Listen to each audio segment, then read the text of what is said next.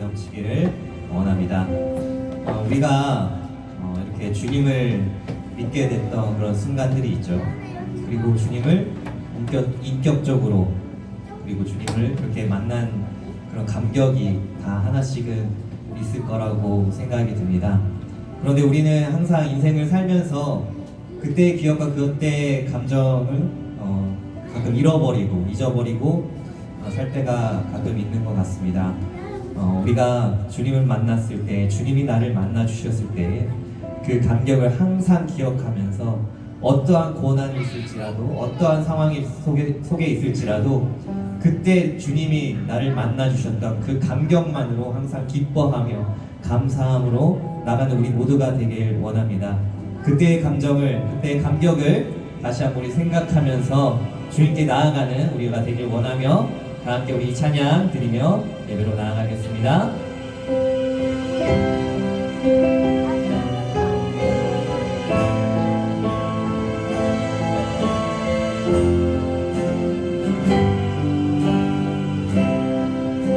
우리가 영접했던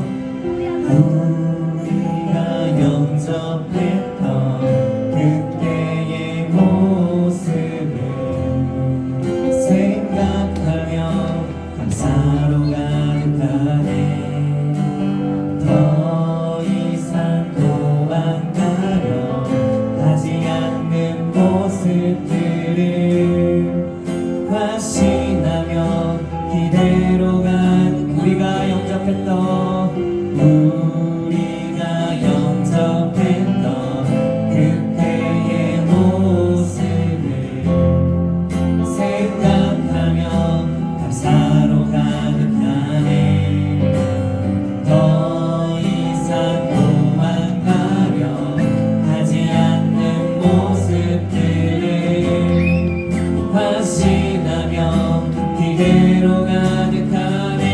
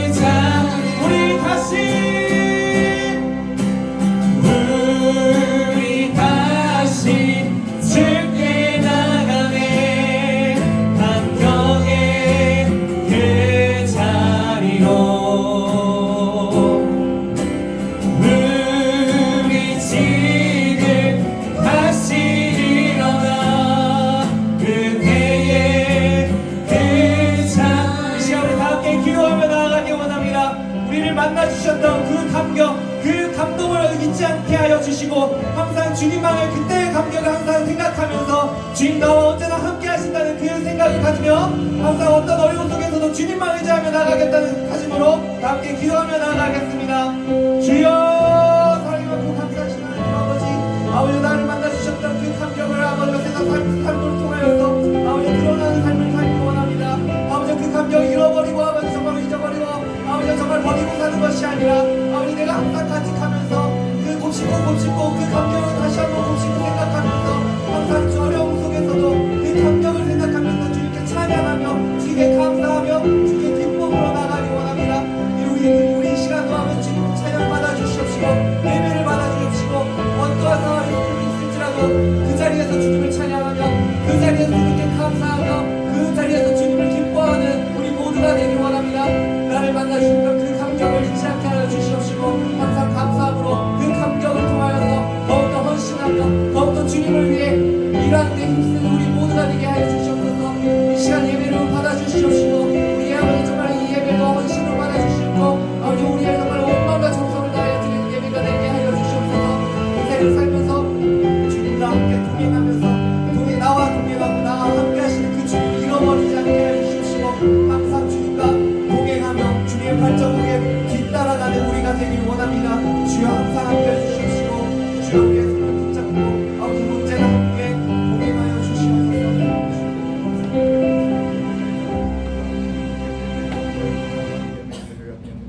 아멘. 우리 다 함께 주님의 이름을 기쁨으로 찬양드리겠습니다. 할렐루야.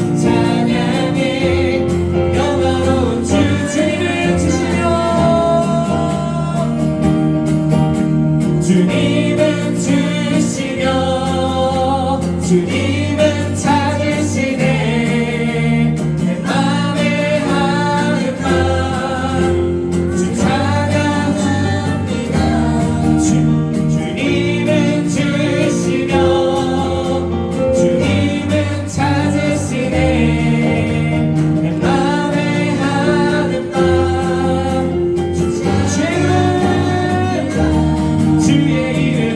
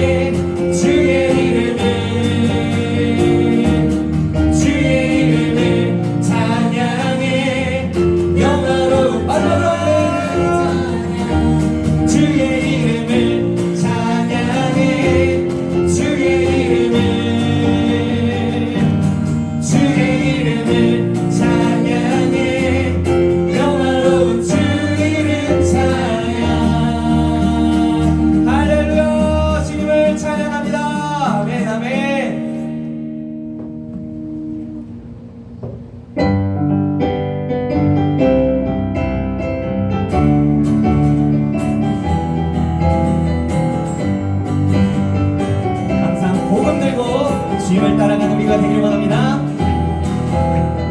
흑암에 사는 백성들을 보라 수많은 십년 멸망하겠네. 그 누가 할까 주의 복음 들고 생명을 구원하는 곳에 흑암에 사는 백성들을 보라 수많은 십년 멸망하겠네. 그 누가 할까 주의 복음 들고 생명을 구원하는 곳으로. 그 권세 주께 있으니 그 권세 주께 있으니 너는 가서 주의 복음 전하라. 주가 너 항상 지키리. 할렐루야.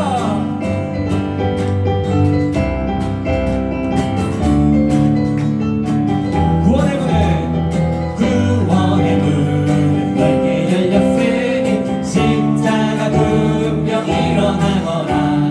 너희의 힘을 하나로 뭉쳐서 죄악의 쇠사슬을 왜 너는 멸망길을 가려느냐. 죽음서 듣고 인간하여라. 널 구원하려 예수 죽었으니 생명의 참된 복음 전하라. 그곳에 그 권세 주께 있으니 그 권세 주께 있으니 너는 가서 주의 복음 전하라. 주가 너 항상 지키리. 그 권세 주께 있으니 그 권세 주께 있으니 너는 가서 주의 복음 전하라. 주가 너 항상 지키리. 할렐루야.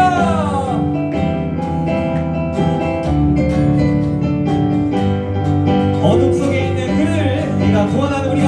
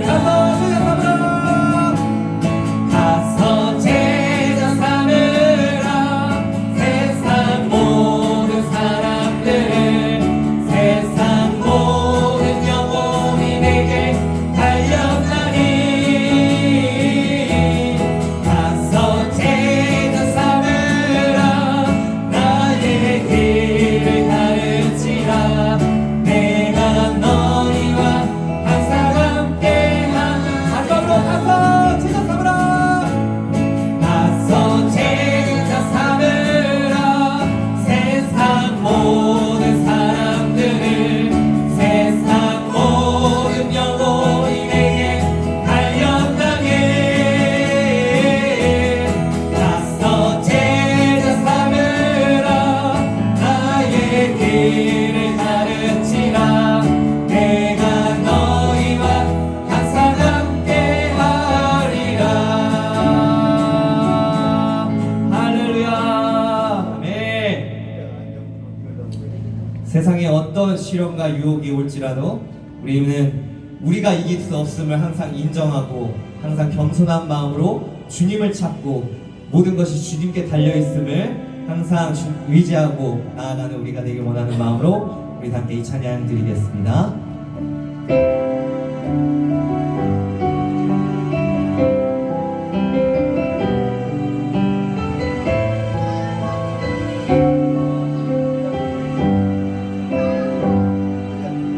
세상의 유혹 시험이 내게 몰려올 때에 나의 힘으로 그것들 모두 이길 수 없네. 거대한 폭풍 가운데 위축된 나의 영혼, 어찌할 바를 몰라 헤매이고 있으네. 거짓과 속임수로 가득 찬 세상에서 어디로 갈지 몰라 머뭇거리고 있네. 공중의 권세 잡은 자 지금도 우리들을 실패와 절망으로 넘어뜨리려 하네. 주를 찬양, 손을 들고 찬양. 전쟁은 나에게 속한 것 아니니. 주를 찬양, 손을 들고 찬양. 전쟁은 하나님께 속한 것이니.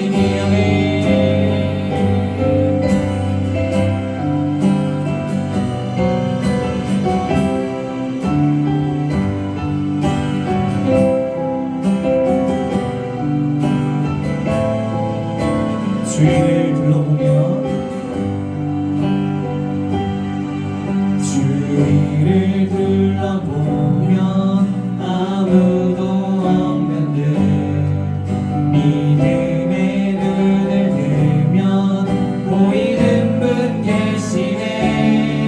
지금도 내 안에서 역사하고 계시네. 사망과 어둠의 권세 물리치신 예수님. 주를 찬양, 주를 찬양, 손을 들고 찬양. 전쟁은 나에게 속한 것 아니니. 주를 찬양, 손을 들고 찬양. 전쟁은 하나님께.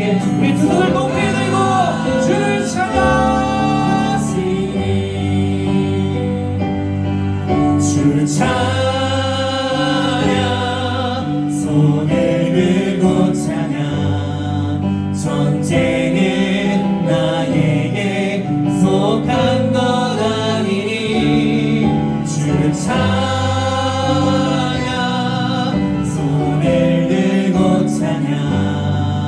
전쟁은 하나님께 속한 것. 주를 찬양, 주를 찬양, 손을 들고 찬양. 전쟁은 나에게 속한 것 아니니. 주를 찬양, 손을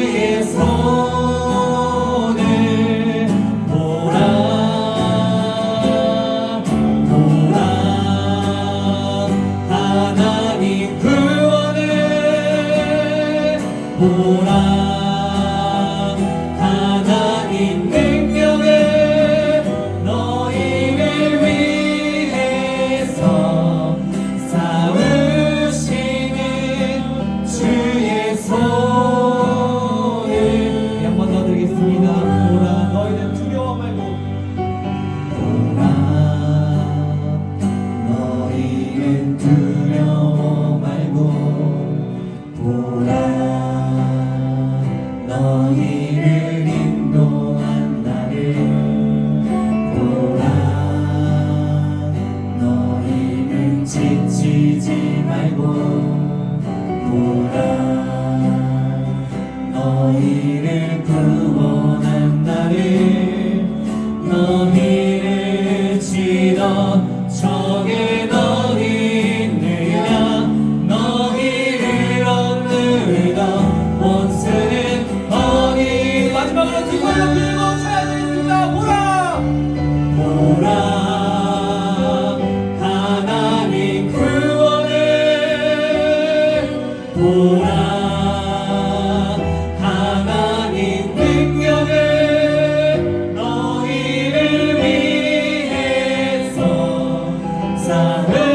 쌓으시는 주의 손을 보라 보라 하나님 구원을 보라 하나님 능력을 너희를 위해서 쌓으시는 주의 손을 이 시간 우리 다 함께 기도하기 원합니다. 우리를 아버지와 앞서서 가고 계신 그 주님을 의지하며 나가기 원합니다. 나는 항상 두려움 떨고 있지만 그 두려움마저도 사라지게 하는 그 주님을 의지하며 나가기 원합니다. 우리 다 함께 주여 한번 외치면서 그 주님을 의지하겠다는 항상 마음을 가지고 다 함께 기도드리겠습니다. 주여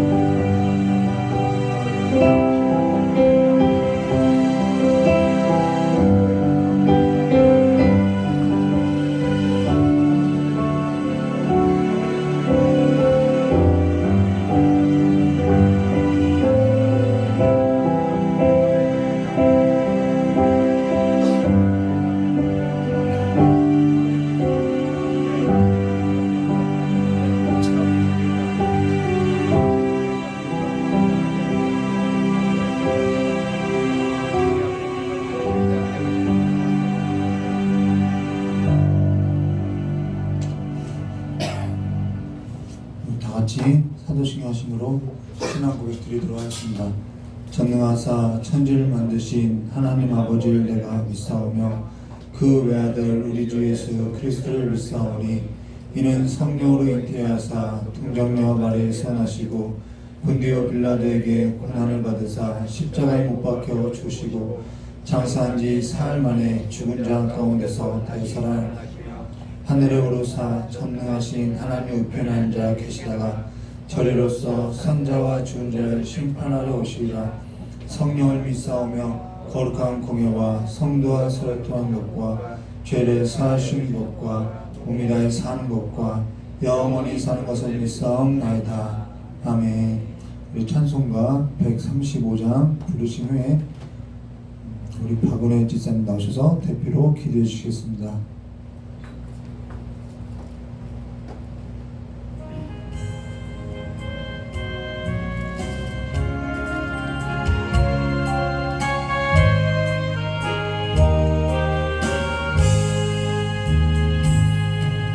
우리 3일에 십자가 섰으니 주가 보혈을 받았더라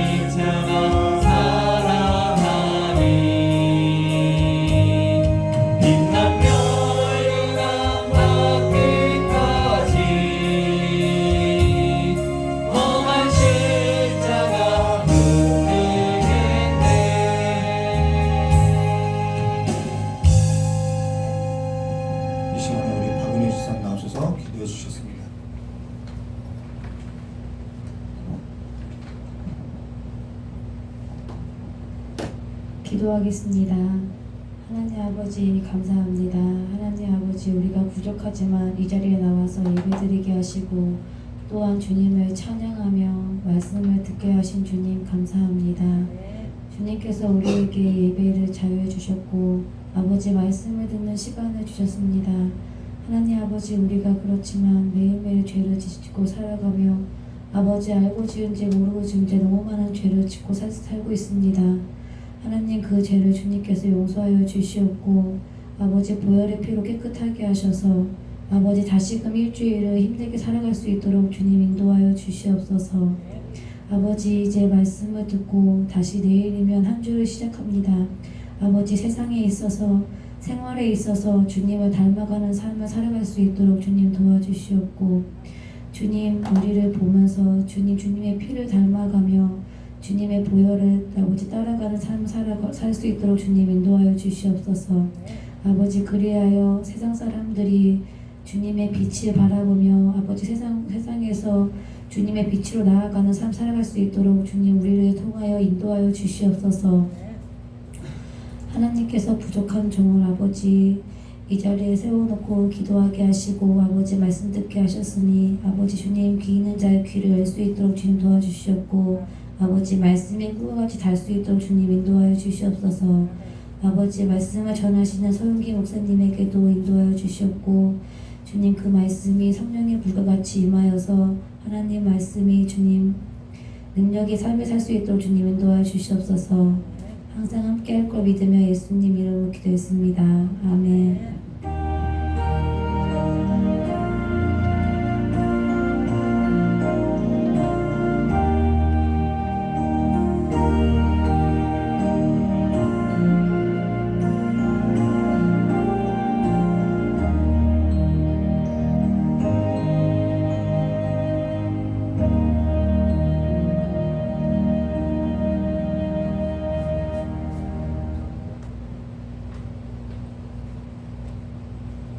감사합니다.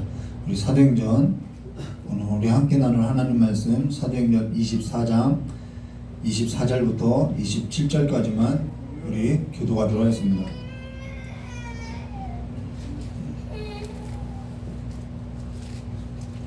졸려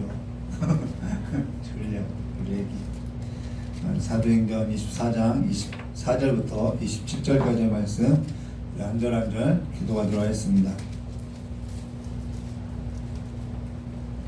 제가 먼저 교도하겠습니다.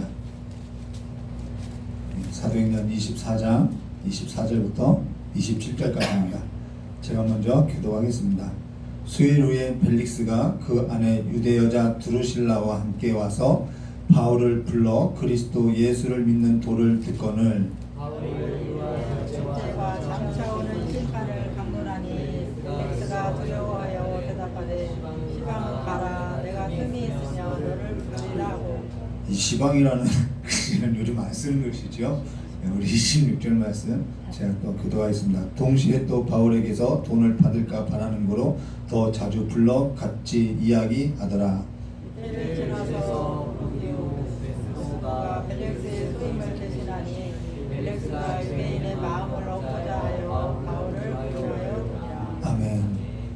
시방이 뭔 뜻인지 아시죠? 네, 지금이라는 뜻이죠. 네. 자, 기도드리도록 하겠습니다. 좋으신 하나님 아버지, 오늘도 하나님의 거룩한 말씀을 들고 섰사옵니다.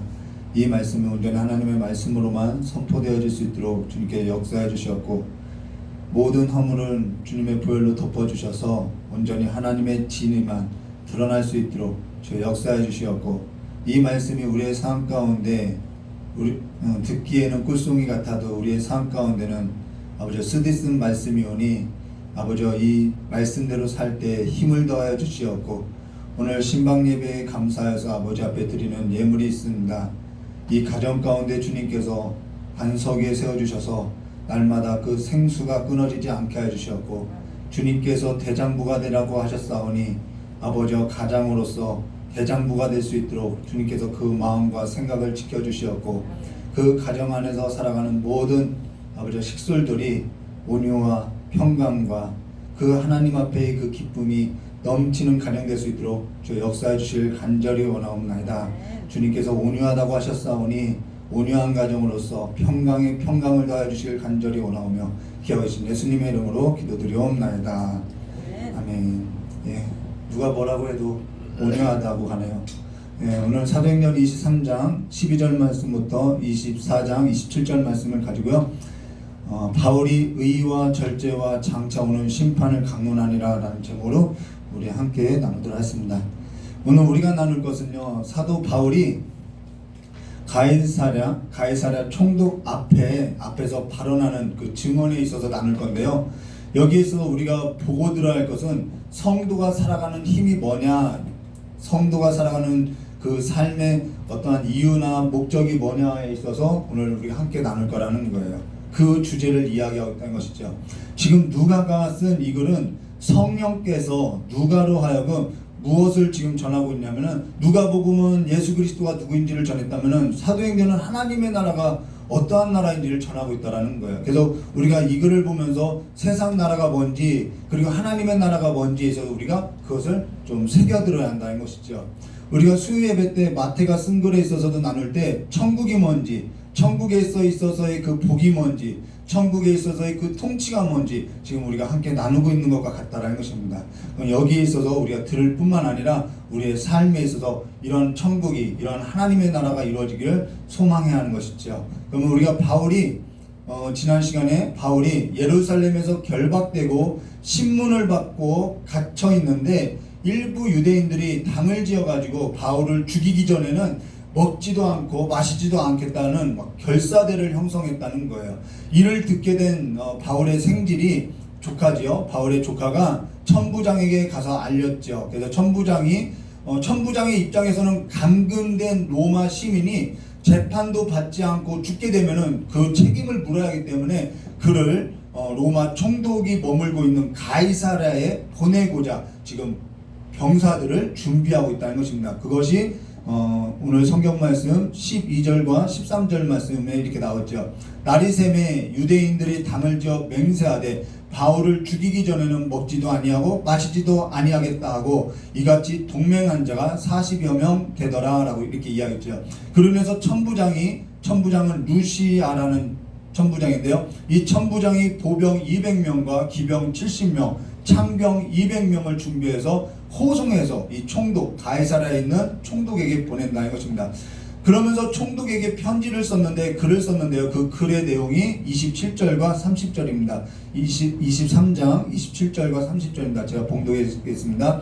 이 사람이 유대인들에게 잡혀 죽게 된 것을 내가 로마 사람인 줄 들어 알고 군대를 거느리고 가서 구원하려다가, 자기가 구원했나요? 소동이 일어나니까 질서 잡으려고 했던 거죠. 그런데 자기 자랑을 내세우고 있는 거죠. 유대인들이 무슨 일로 그를 고발하는지 알고자 하여 그들을 공회로 내려갔더니 고발하는 것이 그들의 율법 문제에 관한 것일 뿐이요 한 가지도 죽이거나 결박할 사유가 없음을 발견했나이다. 그러나 이 사람을 해하려는 관계가 있다고 누가 내게 알려주기로 곧 당신께 보내며 또 고발하는 사람들도 당신 앞에서 그에 대하여 말하라 하였나이다 하였더라. 이 고발은 총독에게 가서 하라는 거예요. 그래서 보병이 명을 받은 대로 밤에 바울을 데리고 안디바드리에 이르러 이튿날 기병으로 바울을 호송하게 하고 영내로 들어가니라. 그리고 닷새가 지나서 다시 제사장들과 여러 유대인들 장로들이 한 변호사를 사서 지금 이 총독 앞에서 바울을 고발하고 있다라는 거예요. 그래서 24장 1절 말씀에 이렇게 말씀하세요. 24장 1절에요. 닷새 후에 대제사장 아나니아라는 뜻은 은혜라는 뜻이에요. 아나니아가 어떤 장로들과 한 변호사 더둘로와 함께 내려와서 이 총독은 벨릭스라는 사람이에요. 벨릭스 총독 앞에서 바울을 고발하니라 라고 이야기해요. 오늘 우리가 나눌 건요, 여기 바울을 고발하는 사건을 중심으로 이 새 인물이 소개되는데, 이 새 인물을 통하여서 지금 뭔가를 우리에게 전하고자 한다라는 거예요. 이 새 인물을 중심으로 이 사건에 있는 이 중심 인물이 인물로 통하여서 우리에게 뭔가 말하고자 한다는 것입니다. 그러면 이들로 하여서 우리에게 지금 뭔가 전하고자 하는데 그것이 뭔지를 우리가 알아야겠죠. 그러면 이 인물부터 알아야겠죠. 먼저 여기 대제사장 아나니아가 나오는데요. 여기에 있어서 그가 어떤 장로들과 한 변호사 더둘로와 함께 내려와 총독 앞에서 바울을 고발했다는 거예요. 여기 총독은 앞서 말한 것처럼 벨릭스라는 자죠. 여기 바울을 고발한 사건을 중심으로 등장한 인물이 이 세 인물이라는 거예요. 먼저 오늘 우리가 생각할 것은 BC 586년에 유다가 바벨론에게 멸망하고 나서 대제사장들은 원래 사독계열만 대제사장, 아론의 그 사독계열만 대제사장이 될 수 있었다라는 거예요. 근데 그 대제사장은 유다가 바벨론에 멸망하고 나서 완전히 정신적인 지주였다라는 것이죠. 근데 헬라가 들어오고 나서 이 시리아와 이 이집트의 북방왕, 남방왕이 이렇게 갈라지면서 이 유다가 그 북방왕과 남방왕 사이에서 끼어가지고 아주 혹독한 시대를 보내게 된다라는 거예요. 이 혹독한 시대를 보내면서 누가 세금을 더 내느냐에 따라서 그 권력자 밑에서 대제사장직이 이제는 하나님이 기름 부은 대제사장이 아니라 임명직으로 됐다라는 거예요. 헬라 시대를 거치면서 대제사장직이 임명직이 됐다라는 거예요. 그러다가 BC 167년에 우리 도표를 넘겨볼까요? 167년에 마카비 사건, 마카비를 중심으로 했던 그 마카비 사건으로 인해서 하스무 왕조, 독립 왕조가 세워지면서 이들이 대제사장 겸 이 유다의 그 지배자의 역할도 겸하여서 했다라는 것이죠. 그러다가 우리가 앞서 살펴보았던 것처럼 에돔 사람 헤롯이 왕이 되고 나서 그가 이제는 그 사람은 에돔 사람이기 때문에 대제사장이 될 수 없죠. 그래서 그가 대제사장을 임명했다라는 거예요. 그래서 지금 헤롯의 이제 도표가 나오죠. 근데 헤롯도 BC 4세기경에 죽고 나서 헤롯의 아들 아켈라오가 표시를 한번 해볼까요? 이 노란 선 이렇게 혹시 표시가 되나요? 방향키로? 네. 아켈라오가 유대 지역을 맡게 되면서 자신을 반대했던 대제사장 요아사를 해임하고 요아사의 동생을 대제사장으로 임명했다는 거예요. 근데 이 헤롯 아켈라오가 워낙 난폭하고 잔인해서 로마 정부가 그를 소환하고 로마의 총독을 보내서 유다 지역을 다스리게 되는 거죠. 그렇게 되면서 자연스럽게 대제사장은 로마의 총독이 세우게 됐다라는 거예요. 로마의 그 총독이 대제사장을 임명했다는 것이죠. 이때 로마하고 손을 잡았던, 로마와 결탁되었던 사람이 누구냐면 대제사장 안나스라는 거예요. 이게 예수님 당시 십자가에 죽임을 당할 때 그 대제사장이죠. 그 대제사장이 로마와 결탁되어서 이 사람이 대제사장이 됐다는 거예요. 이제는 누구나 대제사장이 될 수 있는 거죠. 그러고 나서 그가 예수님께서 잡히시던 때 그 안나스의 사위에게 대제사장직을 물려준다는 거예요. 이제는 사위에게 주고 이 안나스가 그 다음에는 계속 자기 아들에게 세습을 하고 있더라는 것이죠. 하나님께서 거룩하게 기름 부어서 세운 그 하나님의 제사장이 하나님의 나라로서 통치하는 것이 아니라 이제는 세상의 권력 잡은 자와 결탁되어서 세상의 권력 잡은 자가 이제는 대제사장을 세우고 이제는 대제사장은 그 권력 있는 사람들에게 돈을 주면서 권력을 얻고 부를 쌓고 있는 것이 대제사장직이라는 거예요. 그러면서 안나스가 사위였던 가야바에게 대제사장을 줬죠. 그러고 나서 다시 로마의 유학을 갔던 헤롯 아그리파 1세, 이제 이 노란색 헤롯 아그리파 1세가 이제 로마에서 친분을 쌓고 나서 이제 로마에서 이제 유학 생활을 마치고 유다를 다스리게 되면서 그가 다시 대제사장을 임명하죠. 근데 그도 죽게 됐는데 로마 총독이 아니라 여기에는 표시가 안 됐는데 헤롯 아그리파 1세하고 헤로디아하고 또 한 명이 있어요. 칼키스 헤롯이 세 남매인데 그 헤롯 아그리파 1세가 죽고 나서 그의 동생 칼키스 헤롯에게 임명권이 넘어갔다라는 거예요. 이때 그가 임명했던 대제사장이 오늘 나오는 이 아나니아라는 거예요. 헤롯 아나니아. 자, 근데 이때 대제사장이라고 하면은 권력을 가진 자와 결탁되어서 아주 밀접한 친분이 있는 자로서 막대한 부를 축적할 수 있다라는 거예요. 제가 써볼게요. 부를 축적할 수 있다라는 거예요. 그리고 유다 지역에서 부를 쌓으면서 실질적인 통치권을 행사했다라는 것이죠. 근데 중요한 건 이들에게 있어서는 더 이상 여호와의 신앙이라는 것은 중요한 문제가 아니라는 거예요. 여호와를 섬기는 신앙이라는 것은 중요한 것이 아니에요. 그냥 명분만 있는 거죠. 대제사장이라는 직분만 있는 거죠. 그 직분과 그 명분만 가지고 그 명분과 직분을 위해서 자기 부를 쌓고 있다라는 거예요. 그리고 여기 나온 이 아나니아는요, 굉장히 잔혹한 사람으로서요, 그 전임자였던 그 대제사장을 살인하고 무자비하게 살인하고 대제사장에 올랐다라는 것이죠. 이제는 대제사장이라고 하면은 돈을 살인을 저질러도 강도짓을 해도 권력자의 손에 붙어 있기만 하면은 누구나 될 수 있는 시대라는 거예요. 누구나 다 될 수 있어요. 부를 쌓는 일에 있어서는 살인도 할 수 있는 거죠. 이때는 그래서 살인을 저질러도 강도짓을 해도 노예가 되어도 권력자와 손을 잡고 있다면은 대제사장이 누구나 될 수 있었다라는 거예요. 뭐 하나님 섬기는 거 없어요. 무자비해도 돼요. 그러면 이때 이 지역에 있어서 총독이었던 이 벨릭스는 어떤 사람이냐면은 로마 글라우디 황제 어머니에게는 2명의 노예가 있었는데 한 명은 벨릭스의 형 팔릭스라는 거예요. 노예 출신이라는 거예요. 형 팔릭스가 그 글라우디 황제하고 같이 자라면서 시종도 들고 친구도 되었는데 어떠한 친구가 되냐면은 동네 나쁜 짓이라는 나쁜 짓은 다 재미삼아서 왕에게 갖다 줬던 친구라는 거예요.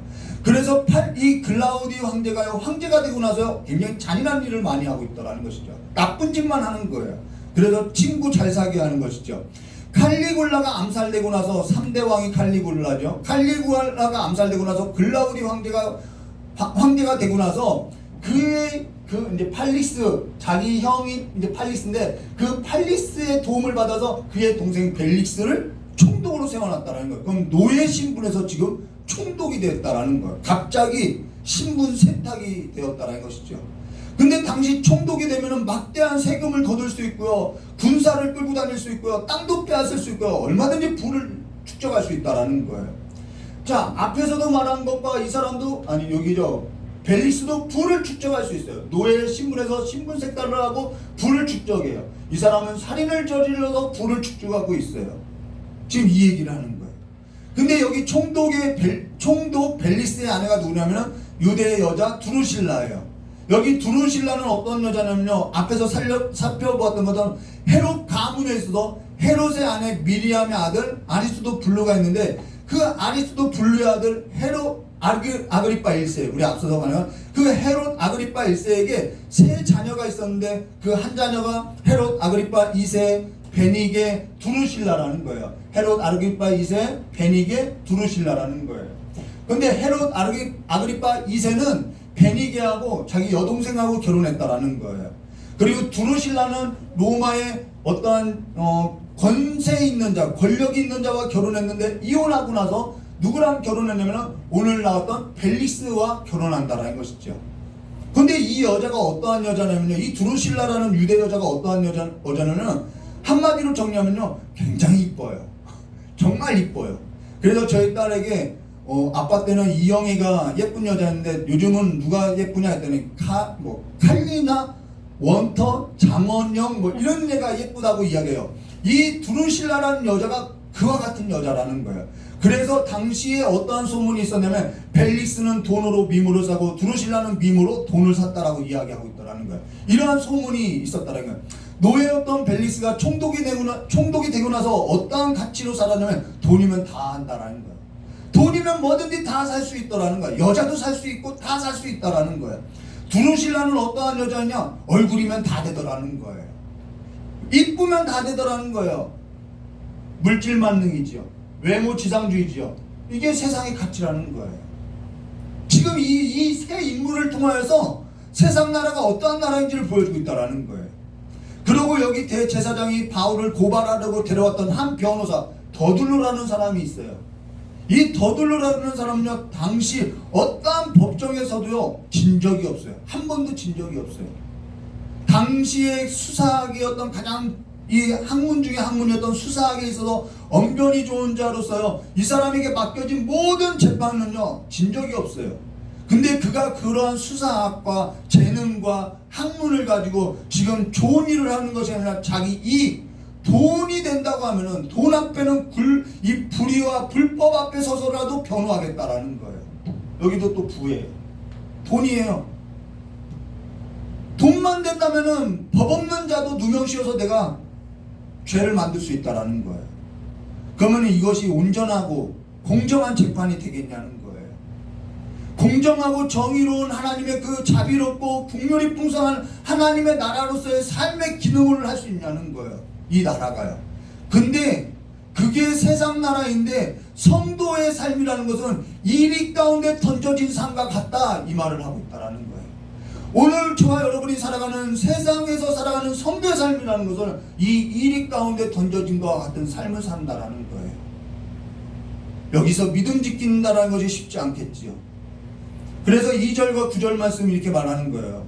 바울이 부름에 더둘로가 얼마나 이 언변이 좋은가 볼까요? 더둘로가 고발하여 이르되 벨릭스 가까여 우리가 당신을 힘입어 태평을 누리고 또 이 민족이 당신의 성견으로 말미암아 여러가지 개선된 것을 우리가 어느 모양으로나 어느 곳에서나 크게 감사하나이다. 당신을 더 괴롭게 아니하려 하여 우리가 대강 엽자옵나니 관용하여 들어주시기를 원하옵나이다. 우리가 보니 이 사람은 전염병 같은 자라, 완전히 극대조해서 이야기죠. 천하에 흩어진 유대인을 다 소유하게 하는 자요 나사렛 이단의 우두머리라 라고 말하고 있다는 거예요. 언변이 좋아요. 그가 또 성전을 더럽게 하려 함으로 우리가 잡았사오니, 자 8절에요. 당신이 친히 그를 신문하시면 우리가 고발하는 이 모든 일을 아실 수 있나이다 하니 유대인들도 이를 듣고요, 유대인들도 이에 참가하여 이 말이 옳다고 주장하고 있다는 거예요. 이 불의한 것이 옳다고 하는 거예요. 그러면서 이제 바울이 여기에서 이제 반론을 제기하는 것이죠. 14절과 16절에요. 그러나 이것이 당신께 고백하리니 나는 그들이 이단이라고 하는 도를 따라 조상의 하나님을 섬기고 율법과 선자들의 글에 기록된 것을 다 믿으며, 바울이 왜 이러한 어려움을 겪나? 이러한 부조리한 세계에서 신앙 지키니까 당연히 손해를 보는 것이죠. 율법과 선지자의 글을 기록된 것을 다 믿으며 이들이 기다리는 바 하나님께 향한 소망을 나도 가졌으니, 여러분 우리의 소망이 뭐죠? 우리의 소망이 여기 있지 않아요. 우리의 소망은 나오죠. 하나님께 향한 소망을 나도 가졌으니 곧 의인과 악인에 대한 부활이 있으리라. 이게 우리의 소망이라는 거예요. 이것으로 말미암아 나도 하나님과 사람 앞에 대해 항상 양심에 꺼리낌이 없기를 힘썼느니라. 하나님께 향한 소망이라는 것은 의인과 악인에 관한 부활인데, 그로 인해서 하나님과 사람에 대해 항상 양심에 꺼리낌 없이 행동했다라는 거예요. 불의한 재판이 아니라 공의로운 하나님의 의로운 재판이 있기 때문에 눈동자같이 지켜보는 그 하나님의 재판이 있고 의인과 악인의 부활이 있기 때문에 내가 이 땅에서 목숨이 있을 때 양심에 꺼리낌 없이 살았다라는 거예요. 이게 우리의 삶이죠. 성도가 살아가는 힘, 성도가 살아가는 삶의 목적, 이유, 여기에 있다라는 거예요. 그러면서 바울이 이들 앞에서 무너지지 않았던 것, 이러한 세상의 풍족 가운데 무너지지 않았던 것, 그것은 왜 무너지지 않으면 그가 하나님을 향한 소망이 있었는데 그 소망이 뭐냐면 부활의 삶을 뒀다라는 거예요. 내가 의인의 부활에 참여하고자 한다는 것이죠. 그러고 나서 17절과 19절에 이렇게 말해요. 여러 해 만에 내가 내 민족을 구제할 것과 재물을 가지고 와서 드리는, 우리가 앞서 보았죠. 구제의 그 연보를 가져온 걸요. 드리는 중에 내가 결례를 행하였고 모임도 없고 소동도 없이 성전에 있는 것을 그들이 보았나이다. 그러나 아시아로부터 온 어떤 유대인들이 있었으니 그들이 만일 나를 반대할 사건이 있으면 마땅히 당신 앞에서 고발하였을 것이요, 그렇지 않으면 이 사람들이 내 공회 앞에서 섰을 때 무슨 옳지 않은 것을 보았는가 말하라 하소서. 오직 내가 그들 가운데 서서 외치기를 내가 죽은 자의 부활에 대하여, 이게 소망이에요. 내가 죽은 자의 부활에 대하여 오늘 너희 앞에 신문을 받는다고 한 이 한 소리만 있을 따름이다. 이거 외에는 전하지 않았다라는 거예요. 22절에 벨릭스가 이 도에 관하여 더 자세히 아는 고로 연기하여 이르되, 알고자 하여 연기하여, 이 재판을 연기하여 이르되 천부장 루시아가 내려오거든 너희 일을 지켜 하리라 하고 백부장에게 명하여 바울을 지키되 자유를 주고 그의 친구들을 그를 돌보아 주는 것을 금하지 말라 하면서 감금을 해놨지만 자유케 했다라는 거예요. 그러고 나서 이제 수일이 지난 후에 이제 벨리스가 또 하는 말이죠. 오늘 우리 함께 교독했던 성경 말씀입니다. 24절과 27절. 수일 후에 벨리스가 그의 아내 유대 여자 드루실라와 함께 와서 바울을 불러 그리스도 예수를 믿는 도를 듣거든 바울이 의와 절제와 장차 오는 심판을 강론하니 이게 하나님의 나라의 복음이었죠. 벨리스가 두려워하여 대답하되 누가 두려워해야죠? 권력 잡은 자가 두려워할 필요가 없는데 권력 잡은 자가 심판자가 지금 두려워하고 있어요. 여러분 저와 여러분이요 바르게 살 때요 세상이 두려워 떠는 거예요. 하나님에 대한 소망, 그 부활의 소망에서 우리가 간직하고 살 때요 세상이 두려워 떠는 거죠. 벨리스가 두려워하여 대답하되 지금은 가라. 내가 틈이 있으면 너를 부리라 하고 동시에 또 바울에게서 돈을 받을까? 늘 이 생각이라는 거예요. 돈을 받을까 바라는 거로 더 자주 불러 같이 이야기하더라. 이때라는 것은 두 해지요. 두 해가 지난 후 보르기오 베스도가 벨리스의 소임을 이어받으니 벨리스가 유대인의 마음을 얻고자 하여 구류하여 두었더라. 계속 구류하여 두고 이 다음에 누가 왔냐면 베스도라는 사람이 왔다라는 거예요. 그런데 유대인의 마음을 얻고자 그냥 풀어주지 않고 있었다라는 것이죠. 지금 바울을 불러서 그리스도 예수를 믿는 도를 들었던 것은 그가 전한 복음에서 믿으려고 불렀던 것이 아니라 바울이 구제 헌금을 가져왔다는 그 소식을 듣고 돈독이 올라서 바울에게 돈을 받을까요? 불러냈다라는 거예요. 지금 이들의 모든 시선은 다 여기에밖에 없다라는 거예요. 앞서서 우리가 나눴던 것처럼 돈이라는 거죠. 돈밖에 몰라요. 근데 바울이 여기에 있어서 의와 절제와 장차 오는 심판을 강론하니 벨리스가 두려워하더라는 것입니다. 여기에 의라는 것은 하나님의 나라의 의를 말하는 거죠. 하나님의 자비, 하나님의 국률로서 이루어진 나라, 그 나라 안에서는 하나님을 향한 부활의 소망을 가지고 부활의 소망이 있기 때문에 우리는 오늘 절제하고 인내한다라는 거예요. 그래서 장차 오는 심판이 있다는 것이죠. 의인과 악인의 부활이 있다는 거죠. 여기서 지금 진행되고 있는 이러한 불의한 재판이 아니라 최종적인 심판이 있다. 의로운 재판장이 이 모든 것을 뒤집을 것이다 라는 거예요. 오늘 성도가 살아가는 삶에 있어서 힘이라는 것은 바로 거기에 있다라는 것이죠. 오늘 우리 모두가 이와 같은 세상 나라 가운데 던져진 자와 같이 살고 있다라는 거예요. 돈이면 다 된다, 외모면 된다, 1등이면 된다, 이런 세상 나라 가운데 1위 가운데 던져진 자와 같이 그와 같이 살지 않으면은 미련하게 사는 거라고, 정죄당하고 비난당하고 그러한 말 가운데 신문받는 자와 같이 하루하루를 견디면서 살아가고 있다는 거예요. 근데 저 여러분이 여기에서 동조하는 자와 같이 그 말이 옳도다라고 한다면은 그게 지금 성도들이 살아가는 삶의 이유와 목적이 되겠냐는 것이죠. 오늘 뭐가 사라지고 있냐면요, 오늘 성도의 삶에 있어서 무엇이 사라지고 있냐면요, 의와 절제와 장차 오는 심판, 절제가 사라지고 있다는 거예요. 절제가 사라지고 있어요. 어제 저녁 저희 아내가 저에게 어떤 남편이 계속 음행을 저지르고 있다고 이야기하는 거예요. 저지르고 있는데 어찌 왜 그러느냐라고 묻길래 저희 아내에게 이런 얘기를 했어요. 본능에 있어서 습관화라고 말해줄 수 있다고. 본능에 있어서 습관화라고 말해줄 수 있다고. 본능에 있어서 습관화가 되어서 절제가 되지 않는 삶이라는 거예요. 오락을 즐기는 일도 세상의 어떠한 그러한 사건에 있어서도 두려워해 본 적이 없기 때문에 내가 그 어떠한 삶에서 어떠한 사건으로 인해서 내가 두려워해 본 적이 없기 때문에 절제가 되지 아니해서 본능에 있어서 죄의 사회성, 죄의 관용성, 거기에서도 내가 습관화되었다라는 거예요. 하나님께서 한 번도 그 인생에 있어서 친 적이 없어요. 심판에 있어서 두려움도 없고 절제도 없고 부활에 있어서 소망도 없고 욕심에 있어서 절제가 안 되는 거예요. 계속해서 자기 배를 채워가는 신앙인 거죠. 계속해서 자기 배를 늘리는 삶인 거죠. 그러면서 저 역시 하나님께서 치신 적이 없다고 하면은, 그 하나님께서 저를 쳤던 그 은혜가 없었다면은 저도 사실 이 삶에서 눈 떠진 삶은 아니겠지요. 오늘에 이르러 현대인들 사이에서 뭐가 없냐면 이 절제가 없더라는 거예요. 소망 안에 있는 그 절제가 없더라는 거예요. 실욕이든 정욕이든 안목의 정욕이든 절제가 없더라는 거예요. 왜요? 더 이상 하나님의 그 부활에 대한 소망이 우리에게 소망이 되지 않거든요. 참기가 어려운 거예요. 감정을 다스리는 일이 어려운 거예요. 감정에 있어서 다스릴 줄 몰라요. 그러고도 아무렇지도 않게 두려워하지도 않아요. 그러면서 저 역시도 중년에 접어들면서 절제가 안 된다라는 사실, 기능이 약화되고 있다라는 사실을 깨달았어요.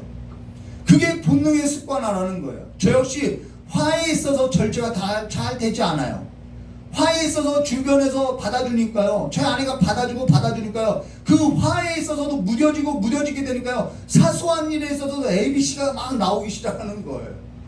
아까쯤에 주방에서 설거지하는데 이 사발이라고 하나요? 그 그릇이 잘 안 떨어지니까 저도 모르게 에이씨 이렇게 나오니까 뒤에서 듣고 있는 거예요. 이런 ABC가 다 나오는 거죠. 그것이 받아들여지가. 그래서 저의 입에 하는 말에서 저 자신도 깜짝 놀라게 됐다라는 거예요. 그래서 저희 아내에게 자주 이렇게 시키면서도 이제는 그것이 본능에 있어서 습관화가 되니까 저 움직이려고 하지 않고요. 시키면서도요, 빨리 해주지 않으면 짜증을 내기 시작하고요. 이게 본능의 습관화라는 거예요. 그런 저 자신에게 있어서 성령께서 깨닫게 해주셔서 어제 저희 아내에게 지금부터라도 내가 깨어있어야겠다.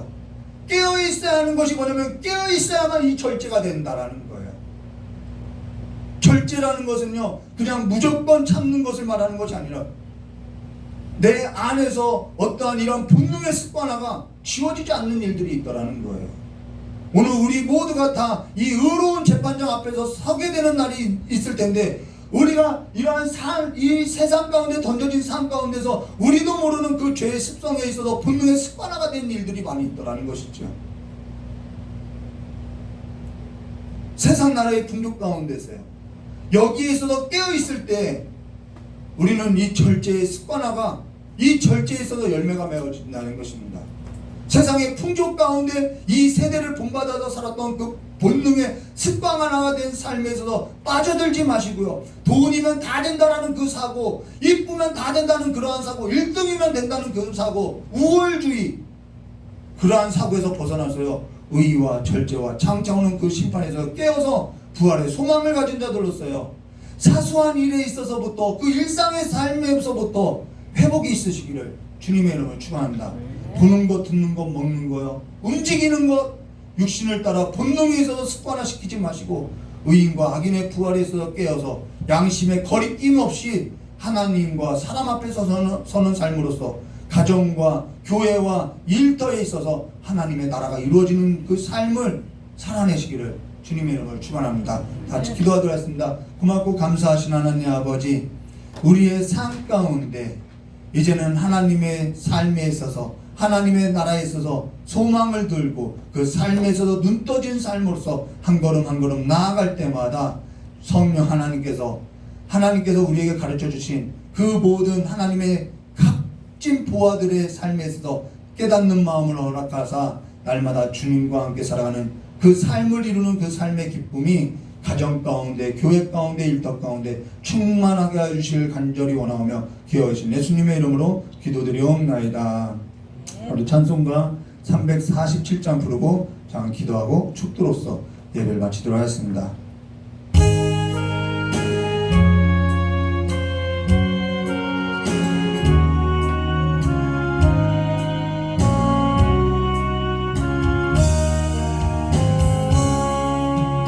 겸손히 주를 섬길 때 괴로운 일이 많으나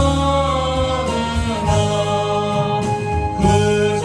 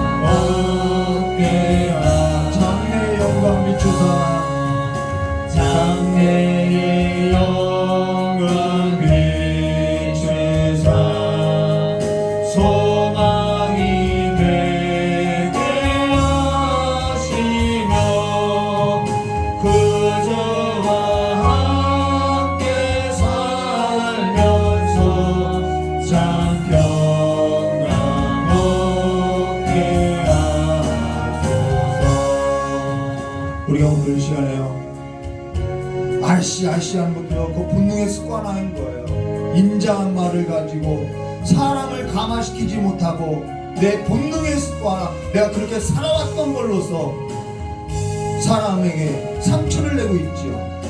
사소한 거예요. 원래 사람은요 큰 일에 무너지지 않고요 그렇게 사소한 일에 일상 가운데 무너지는 거예요.